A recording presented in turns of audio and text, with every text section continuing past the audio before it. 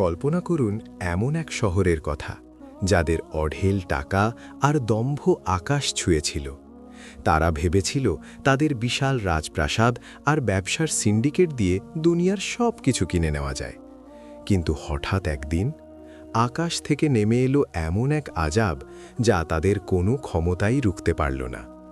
মাত্র কয়েক সেকেন্ড, হ্যাঁ, মাত্র কয়েক সেকেন্ডে ধুলোয় মিশে গেল পুরো একটি শক্তিশালী জাতি। কেন আল্লাহ এই শহরটিকে মানচিত্র থেকে মুছে দিলেন? কি ছিল তাদের সেই জঘন্য অপরাধ যা আজও আমাদের সমাজের রন্ধ্রে রন্ধ্রে মিশে আছে? আজ আমরা শুনব হজরত শুআইব আলাইহিসসালামের সেই লোমহর্ষক ঘটনা, যা না জানলে হয়তো আমরাও অজান্তেই সেই একই ধ্বংসের দিকে এগিয়ে যাচ্ছি। আমাদের এই পৃথিবীর ইতিহাস সাক্ষী, কত বড় বড় জাতি এসেছে আর তাদের পাপের কারণে বিলীন হয়ে গেছে। আল্লাহ পাক যুগে যুগে মানুষকে সঠিক পথ দেখাতে নবী পাঠিয়েছেন। তেমনই এক জাতির নাম হল মাদিয়ান জাতি।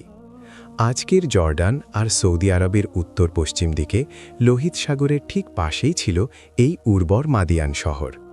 ভৌগোলিক দিক থেকে জায়গাটা ছিল সোনার খনি। সিরিয়া থেকে মিশর কিংবা ইয়েমেন, যেখানেই ব্যবসায়ীরা যাক না কেন, এই মাদিয়ান শহরের ওপর দিয়েই তাদের যেতে হতো।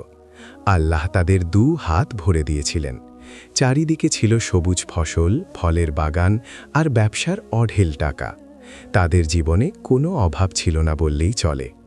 কিন্তু মানুষের একটা বড় সমস্যা হলো, যখন পকেটে অনেক টাকা আর হাতে ক্ষমতা আসে, তখন তারা নিজেকেই সবকিছুর মালিক ভাবতে শুরু করে। মাদিয়ান জাতীয় ঠিক তাই করল। টাকার মোহে তারা তাদের সৃষ্টিকর্তাকে ভুলে গেল। আল্লাহর ইবাদত ছেড়ে দিয়ে তারা শুরু করল অদ্ভুত এক পূজা। তাদের শহরের পাশেই ছিল এক বিশাল ঘন জঙ্গল, যাকে কোরআনে আইকা বলা হয়েছে। তারা মনে করত এই জঙ্গলই তাদের সব দেয়, তাই তারা সেই বনের পূজা শুরু করল। তবে শুধু মূর্তি পূজা বা বনের পূজাই তাদের একমাত্র দোষ ছিল না। তাদের আসল রোগ ছিল অন্য জায়গায়। সেটা হলো অর্থলিপ্সা আর ভয়ঙ্কর দুর্নীতি। তারা টাকার নেশায় এতই পাগল ছিল যে হালাল আর হারামের কোনো তোয়াক্কাই করত না।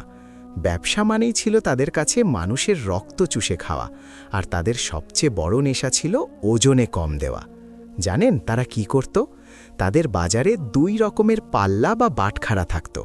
যখন তারা বাইরের কোনো ব্যবসায়ীর কাছ থেকে মাল কিনত, তখন বড় আর ভারী বাটখারা ব্যবহার করত, যাতে ওজনে বেশি পাওয়া যায়।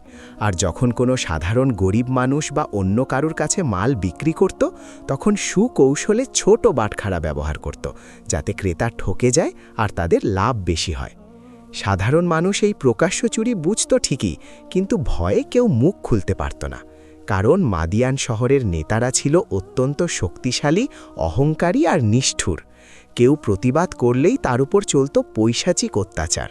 পুরো শহরটা যেন অসহায় মানুষের জন্য একটা খোলা জেলখানা হয়ে গিয়েছিল। শুধু তাই নয়, তারা ছিল পেশাদার ডাকাত। পাহাড়ের খাঁজে লুকিয়ে থেকে মুসাফিরদের পথ আটকে তাদের সর্বস্ব লুটে নিত তারা। পুরো পৃথিবীতে তারা যেন এক ত্রাসের রাজত্ব কায়েম করেছিল। তাদের মনে না ছিল আল্লাহর ভয়, না ছিল মানুষের প্রতি মায়া। যখন পাপের ঘোড়া পূর্ণ হয়ে গেল, চারিদিকে শুধু গরিবের কান্না আর হাহাকার, তখন দয়াময় আল্লাহ তাদেরই মাঝখান থেকে একজনকে নবী হিসেবে বেছে নিলেন। তিনি হলেন আমাদের প্রিয় নবী হজরত শুআইব আলাইহিসসালাম। তিনি ছিলেন অত্যন্ত সম্ভ্রান্ত বংশের এবং অসম্ভব সুন্দর চেহারার অধিকারী। তার কথা বলার ধরন ছিল এতটাই মিষ্টি আর গুছানো যে মানুষ মন্ত্রমুগ্ধ হয়ে তাকিয়ে থাকত। তার এই অসাধারণ বক্তৃতার গুণের জন্য তাকে বলা হতো খাতিবুল আম্বিয়া বা নবীদের মধ্যে শ্রেষ্ঠ বক্তা। হজরত শুআইব আলাইহিসসালাম তার জাতির কাছে গেলেন। একজন বাবা যেমন তার সন্তানকে ভালোবেসে বোঝান, ঠিক সেভাবে তিনি তাদের বললেন, হে আমার জাতি, তোমরা এক আল্লাহর ইবাদত করো, আর শোনো, এই যে মাপে কম দিচ্ছ, এটা বন্ধ করো। আল্লাহ তো তোমাদের অনেক দিয়েছেন, তোমাদের তো কোনো অভাব নেই। সামান্য কিছু টাকার লোভে কেন মানুষের হক মেরে খাচ্ছ? পৃথিবীতে শান্তি আসার পর সেখানে অশান্তি করো না। যদি এই ঘৃণা ভরা কাজ না ছাড়ো, তবে আমি ভয় পাচ্ছি তোমাদের ওপর আল্লাহর কঠিন আযাব নেমে আসবে।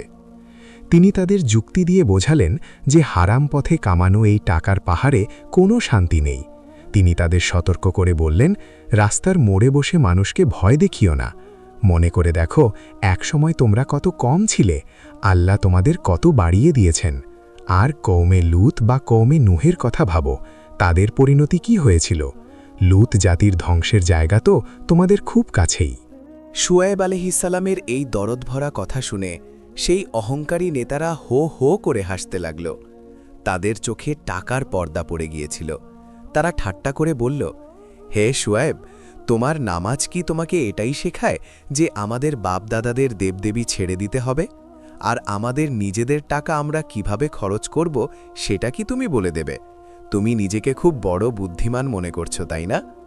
তারা ভাবল, আমাদের এত বড় বড় রাজপ্রাসাদ আর সেনাবাহিনী থাকতে আমাদের কিসের ভয়?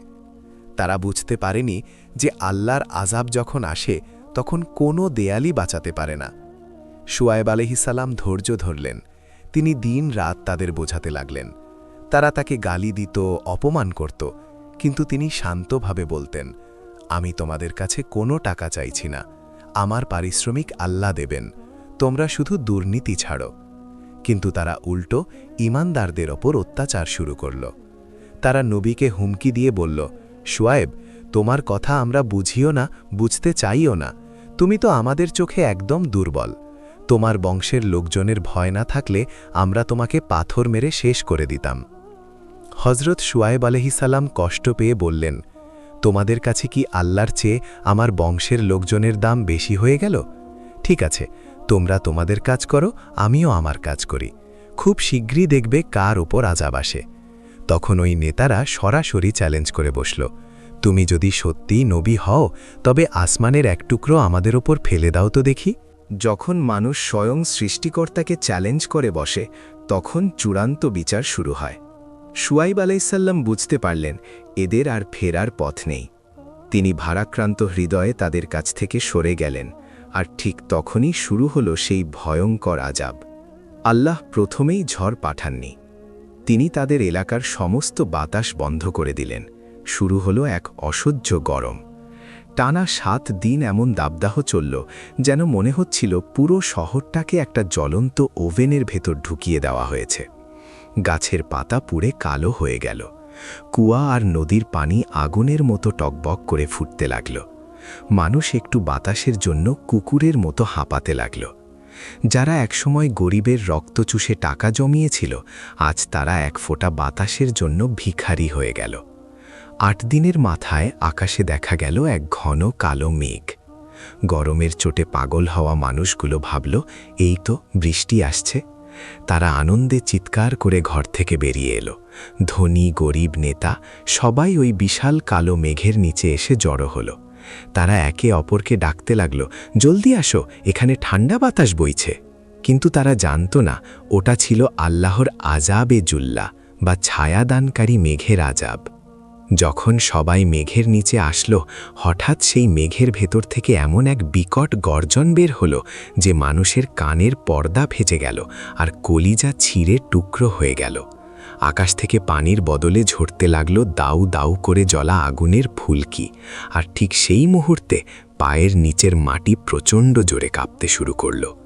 ওপর থেকে আগুনের বৃষ্টি, চারপাশ থেকে বুক ফাটানো গর্জন আর নিচ থেকে ভয়ঙ্কর ভূমিকম্প, এই 3 আযাব মিলে মাদিয়ান জাতিকে এক নিমিষে কয়লার মতো পুড়িয়ে ছাই করে দিল। তাদের বড় বড় প্রাসাদ আর দম্ভ সব মাটির সাথে মিশে গেল। সকালবেলা যখন সূর্য উঠল, সেখানে মানুষের কোনো চিহ্নই বাকি ছিল না। অথচ আল্লাহ তার নবী শুয়াইব আলাইহিসসালাম আর ঈমানদারদের এক অলৌকিক রহমতে পুরো নিরাপদে বাঁচিয়ে নিয়েছিলেন। প্রিয় দর্শক, মাদিয়ান জাতির এই ঘটনা কেবল কোনো সেকেলে গল্প নয়, এটা আমাদের আজকের সমাজের জন্য এক বিশাল সতর্কবার্তা। ওজনে কম দেওয়া, খাদ্যে ভেজাল মেশানো, সিন্ডিকেট করে সাধারণ মানুষকে কষ্ট দেওয়া আর হারামের পাহাড়ে বসে অহংকার করা, আল্লাহ কিন্তু বিন্দুমাত্র পছন্দ করেন না। হারাম টাকায় হয়তো সাময়িক চাকচিক্য থাকে, কিন্তু তাতে কোনো শান্তি নেই, বরকত নেই। আসুন আমরা এই ঘটনা থেকে শিক্ষা নেই। আমরা যেন কারো হক নষ্ট না করি, ব্যবসায় সততা বজায় রাখি এবং আল্লাহ দেওয়া হালাল উপার্জনে সন্তুষ্ট থাকি। আল্লাহ আমাদের সবাইকে এই ধ্বংসাত্মক পথ থেকে রক্ষা করুন। আমিন।